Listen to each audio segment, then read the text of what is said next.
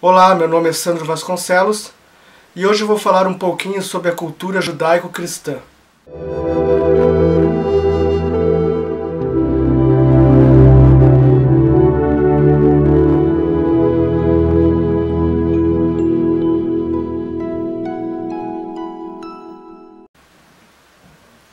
Eu tenho visto pelo YouTube alguns conservadores que ficam exaltando a cultura judaico-cristã, dizendo que ela é o arrimo, o fundamento de toda a ética, de toda a espiritualidade, de todo o conhecimento do homem. Eles dizem que se não fosse o cristianismo, por exemplo, o homem não teria nenhuma forma de ética, não teria nenhuma referência moral, nenhuma referência espiritual e também nenhuma referência filosófica.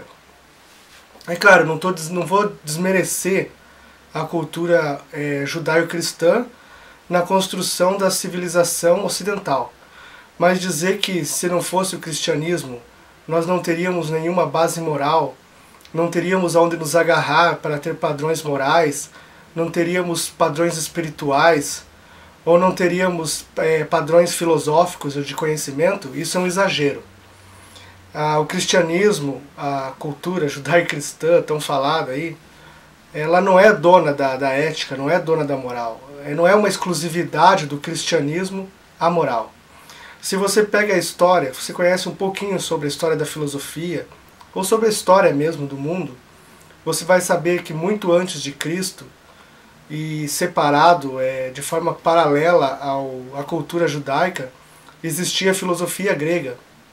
A filosofia grega que, com seus grandes pilares em Platão e Aristóteles principalmente, já falavam sobre assuntos como a ética, sobre a compaixão, sobre a forma de justiça, de se viver em sociedade, etc. Inclusive com muita propriedade e com uma forma muito profunda, uma filosofia muito profunda e até hoje uma filosofia válida, diga-se de passagem. O cristianismo, em seus primórdios, ele não tinha uma base filosófica adequada, uma base filosófica forte. Com Agostinho, ele se utilizou do platonismo principalmente para poder rechear ali o cristianismo em uma base filosófica mais consistente. E esse casamento entre o cristianismo de Agostinho e o platonismo, que Agostinho foi, através do seu conhecimento filosófico, implementando no cristianismo, foi dando substância ao cristianismo e ele realmente cresceu em termos de filosóficos e fortificou a sua doutrina com fundamentos ótimos, fundamentos de amor, de compaixão, de ética, de justiça muito bons. Então, não estou desmerecendo o cristianismo de ter assimilado coisas boas, mas eu estou um pouco desmistificando essa ideia de que o cristianismo é dono da ética, a cultura judaico-cristã, não está nesse pedestal todo. Toda essa ética, filosofia foi construída ao longo da história aí pelo Ocidente, aí pelos pensadores gregos antigos. E se falar em humanidade, então, seria até covardia, porque paralelamente ao pensamento grego, na Ásia, no Oriente, estavam se desenvolvendo outros pensamentos que têm fundamentos éticos muito fortes e que também contribuíram para a ética mundial. Podemos falar, por exemplo, da Índia antiga, com o budismo, com o hinduísmo antigo, em que havia ali um florescimento cultural na Índia, até o começo da nossa era, até o ano 100 ou 200, se eu não me engano. A Índia era um país onde existia uma cultura muito forte, existiam universidades budistas em que as pessoas aprendiam filosofia, tinham debates, discussões filosóficas, teológicas, que fizeram com que o pensamento daquelas sociedades se desenvolvesse. O mesmo aconteceu na China com o confucionismo, que é uma religião muito pautada na relação social, na relação de você com a família, na relação que você tem com o seu chefe, no seu trabalho, como você deve ser honesto ali nas suas finanças, como você deve zelar pelas pessoas, pelos seus amigos, pelas pessoas que você ama, que você gosta. Inclusive a fusão, quando o budismo entra na China e absorve, né, esse pensamento confucionista, o budismo cresce muito com isso. E para nós que somos budistas não precisamos temer em dizer que nós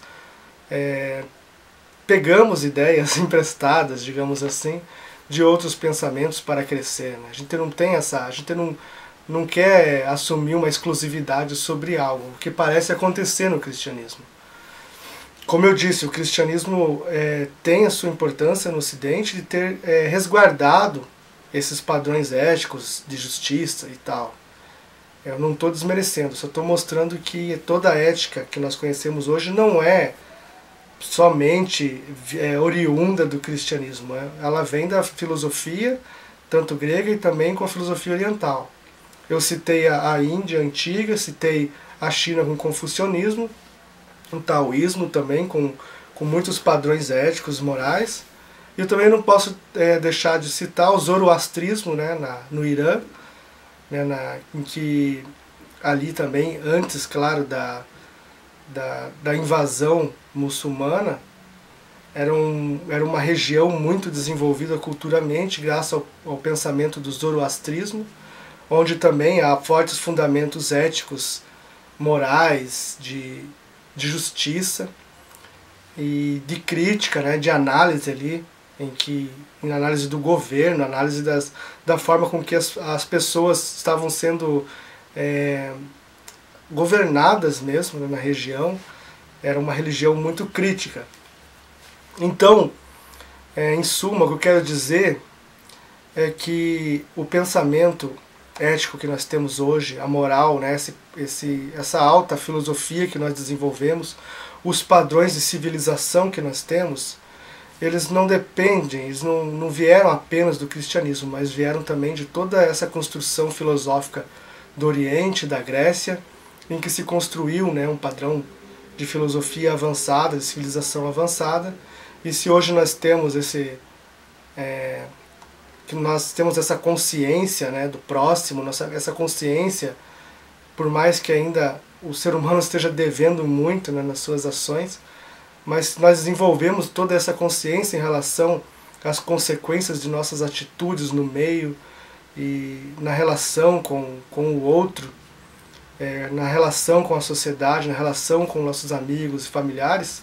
Nós devemos ir não somente à cultura judaico-cristã, mas a toda a somatória desse pensamento, desse desenvolvimento filosófico, cultural, mundial. Então, espero que tenham gostado do vídeo, curtam, compartilhem, acionem aí o sininho para receber as notificações e até a próxima.